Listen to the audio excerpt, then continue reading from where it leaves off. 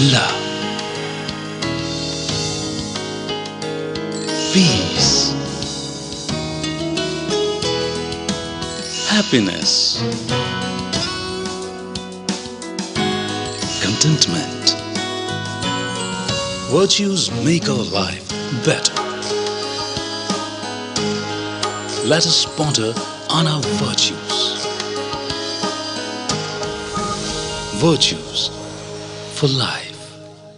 Hello and welcome to Virtues for Life. I am BK Sister Denise, and this program is a conversation between Brahma Kumaris and Kumaris about virtues. Virtues, values, qualities and powers, these are the foundations of our life, and anyone who decides to integrate virtues, positive qualities into their lives through a spiritual practice, they become actually contributors to global positive change. The laws of spirituality have told us that the best means to create positive change in the world is by changing oneself. And the practice of spirituality is a way to gather together the strength, the spiritual strength, to then be able to inculcate different virtues into our lives. Today we have in Godlywood studio Isabelle Gauthier, who is here from Quebec, Canada originally. Now she is at the Brahma Kumaris International Centre in London. Isabelle has a business background, and I think she must have used a lot of her experience, worldly experience, to bring to bear in the service that she does, which is to organize all the international travel of the different senior Brahma Kumars and Kumaris who travel around the world to help others, to teach, to attend conferences, retreats, and so on. So welcome to Virtues for Life. Thank you. Today we're going to look at the virtue of happiness. And I know for you, happiness has been really a cornerstone of your life. Can you tell us a little bit about the place happiness has in your life? And it's probably responsible for your beautiful smile. Well, some people would say my smile has to do with the fact that my father is a dentist. No, but from a very young age, and I don't know where it comes from a very young age, when you ask, what do you want to be when you're older? What do you want to do? I had no idea. Somehow I was brought up in a family of doctors and dentists and psychiatrists, and I didn't resonate with what they were doing. And so I was not going to give as an answer, I want to be a doctor or a psychiatrist, and I didn't know anything else. Okay, as years goes by, when you go 6, 7, 8, and you go to school, you discover other careers, but the only thing that would come to my mind was happiness. So tell us about how did you define happiness? What does it feel like? Well, when I was younger, I think I defined it probably quite simply as joy. It was from inside, having the feeling of sharing, the feeling of being happy to be alive. I think that was probably my definition. Today it's a little bit different, and I don't say that it's not going to change later, but in the giving I feel there's a lot of happiness also. But I think when you start to meditate and when you start to go closer to your spiritual identity, your spiritual side of life or core of life, you realize that happiness is something that you need to nurture with peace and with love. And from there, I think that I'm working with this, and every day it's maybe not a challenge, but definitely an aim.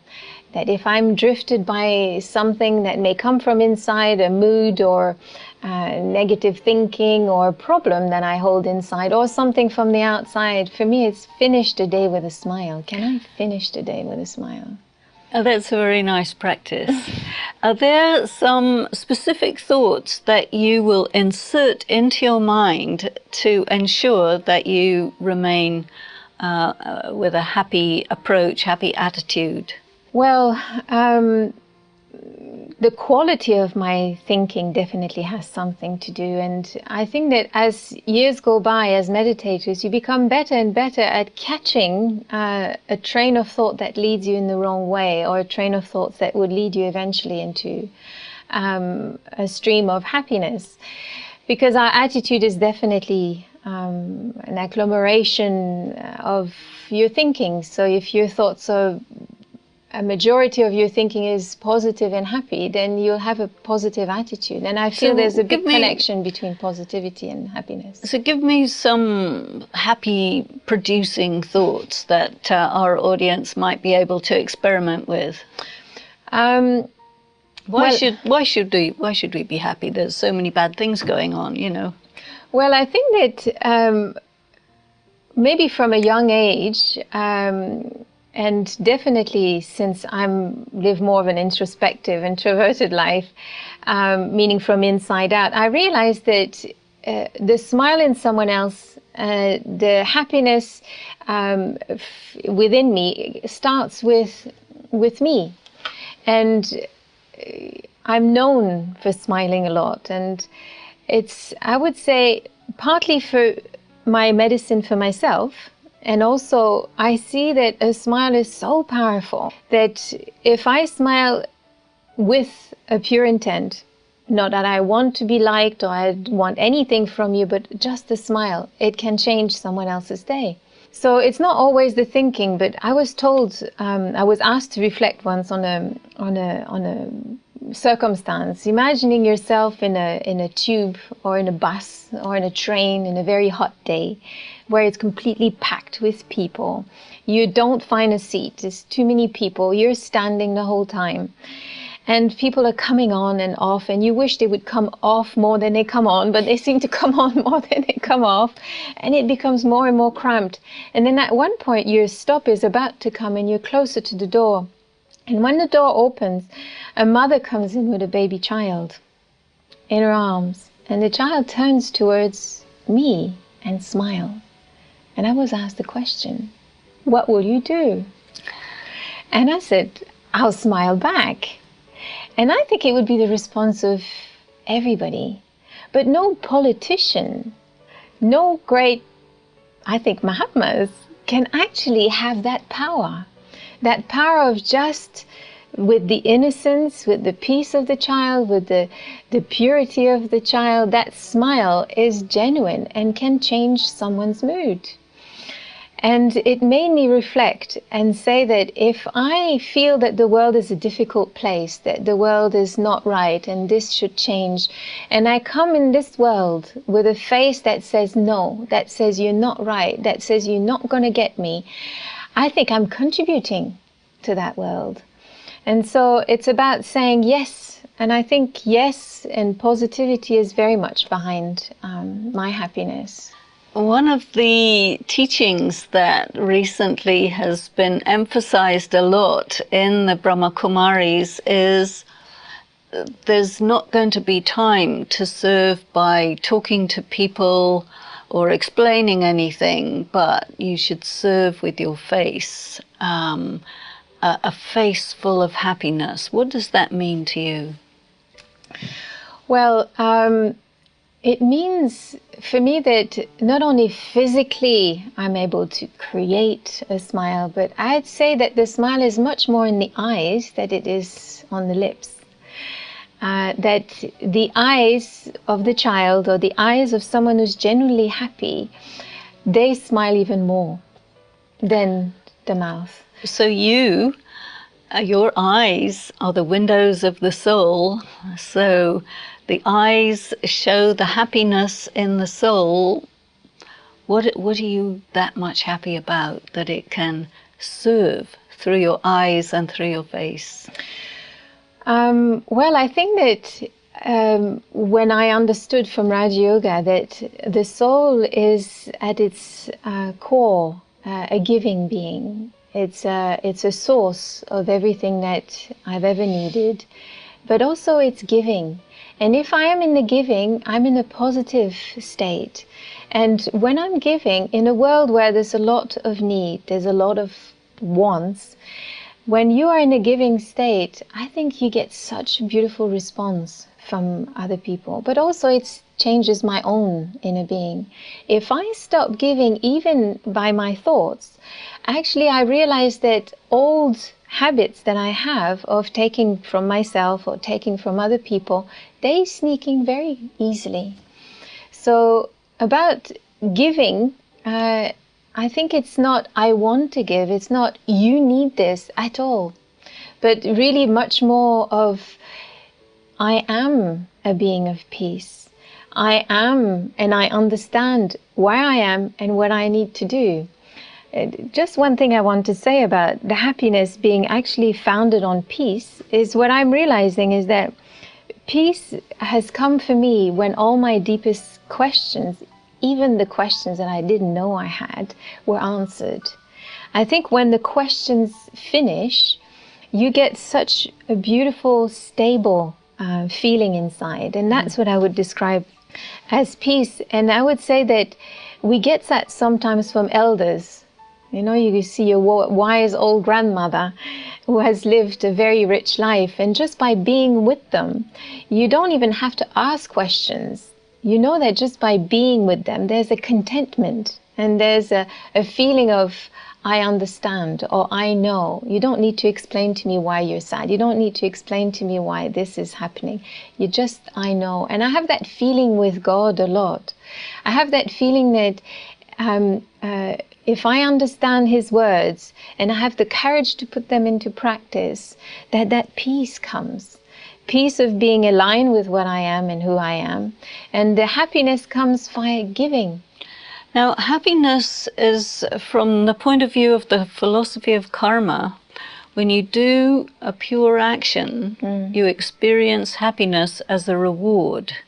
So have you experienced that happiness is definitely a consequence of pure action rather than an originating quality? Very much so. Very much so. Can you give and I some would examples? Say that, yes, and you're the first person who made me start to think about this, because early on I was listening to some of the things that you'd reflected on, and you'd said once, happiness may not be an original quality, maybe a result. And so I started to think, and very much so, I think that if peace is my foundation and love is my act, or my acts are filled with love, and love meaning wanting to do the best for someone and not as a human being but very much as a spirit. If I understand you as a soul, and I am acting from that place of being a soul, and then there's true love that can be. So with the peace and the love, I would say that any action that I perform will create, I don't know, it's a feeling almost of bliss. And I know that bliss is very connected with applying elevated spiritual knowledge into your life and tasting the fruit of it. But I would say, have you got an actual event in your life that you would like to share where you did something and you got happy? Oh, every day. Something of significance. I know, every day. But I would say, I don't know if it has to do also with personality, because I'm very much also, okay, this is not from the spiritual background, but I'm very much an Aries, and Aries just want to do things. We want to jump and do something new. And so for me, one thing that I repeat myself is do something new. And if I do something new and I'm aligned with giving, and yes, I do help with travel at Global House, but I also nourish, I would say, the teaching. So I love to learn.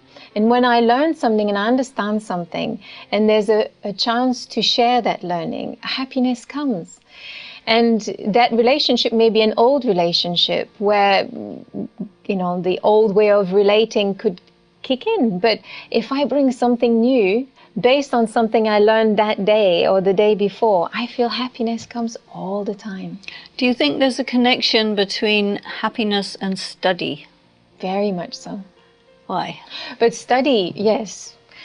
Okay, I've done 2 university degrees, and at school I was finding happiness because somehow I knew how to play the game and how to study and get good marks. So yes, happiness, but it was not much further than my certificate. Okay, those who respect that certificate would also respect me, but it wouldn't go much further than that. But I would say the study that allows me to understand the unseen, as you were talking about, the spiritual principles, when you understand really the real rules of the game and what's behind the human game or the human story is all those spiritual principles that are at play. The more I understand those, the more I think the spirit feels in the flow, I, the soul, feel in the flow, and that is a sweeter happiness, and it doesn't beg for regard from other people. Now, it's been said in some recent teachings, quite advanced teachings that we were studying together not long ago, that even if circumstances all around you are really bad, and things are bad for you, things are bad for people in front of you, make yourself happy in that, be happy in that. So what is it that would enable a person to actually be happy in that and convey that beyond? And why should we? Big question. I think that power is needed. And the way I'm understanding power now is that I have the capacity to influence circumstances or other people. And very much when we don't have a practice of nurturing ourselves as a soul, we're very much influenced by our past or other people and our parents' opinions or our religion's opinion. We're very much influenced, so we're powerless. They have power over us. They're influencing us. So if there's everything around us is what has power in my life and it's turning and it's becoming negative, then for sure I'll follow the flow. I will become negative, or I'll become sad, or I'll become sorrowful, or whatever. But when I'm nourishing power, therefore I am becoming a positive, powerful influence in my own life, and it starts with my thinking. Then even if the things around me turn sour, I can bring sweetness to it. So what thought would you think so that it actually does that? Again, that thought will not be to fix the problem. Well, what will it be? That thought will have to do with me to stay in that place of power. So it may be a thought such as, this is the story of life, but I am an actor, I'm a contributor. So how can I, if I'm writing the story of my life, how can I write so that the story goes better? So what thought would you use to just, you have 1 second, you can create one thought, make it okay. What thought would that be? Well, believe it or not, when I walk on the street, that people are happy or not happy, but often they have a long face, the thought that I have is, you're so beautiful and you don't even know. Oh, that's a very nice thought. Because if we get caught up in our story, get caught up in the things around us, we just lose track of the most beautiful part. So we need, I think, to make a collection of happiness-producing thoughts. So that's one. Do you have another one? Well, I was researching a little bit about success recently, and in the positive psychology school that is, I think, comes from America, or maybe more active in America, they were showing that success today has a lot more to do not with hard work, because the equation that we used to work with is I work hard, therefore I'll be successful, and then happiness is on the other side. And so if I don't have success, it's that I didn't work hard enough. And then we feel guilty, or we feel that we're lazy. And now they realized, and they did a study, and realizing that if someone has the happiness advantage, if someone knows how to cultivate positivity in their lives, so they make a very close connection with the two, if they know how to cultivate positivity, they're more effective, more resilient. Apparently doctors are quicker and more accurate at diagnosis, so make sure your doctor's happy. and so on and so forth. They have a whole number of results that shows that if I'm happy, if I know how to cultivate positivity. So what is it that you know that enables you to be happy that other people don't know, so they can't be happy? What do you know? I don't know, but I know there's, the answer for everybody. But I know for myself, one thing that I'm working on specifically now is at the end of each day to find something that I'm grateful for, something I've learned. Gratitude, yeah. That's something I've learned, or something that, a gift that I've received, and I'm talking about the subtle gifts, but it's very much into, again, the learnings and happiness. And if it's something that was, even I felt I made a big mistake, if I can find what I've learned through that situation, I feel happy, because the learning will allow me to feel I've got a gift from that day and then move on. Well, thank you very much, Isabelle. I think you have given us a lot of very beautiful insights. It's very lovely to see how we can look at our own lives and see how even our own lives are filled with opportunities for learning and cultivating wisdom. Happiness, I think, is the key. Many people would say the ultimate purpose of life is happiness, and the art of being happy, the art of staying happy, the art of transforming circumstances or the way you interpret them so that you can be happy, stay happy, donate happiness. So let us ponder for a moment on the feeling of happiness, whether it is a feeling that comes from the depth of your soul, a feeling that comes when you contribute, when you care, when you give some blessings to other people. It's a treasure in your life, a treasure to be cultivated, to be cared for, to be nurtured, and to be thought about. So let us take some time to spend silently feeling and thinking about the treasure and the virtue of happiness.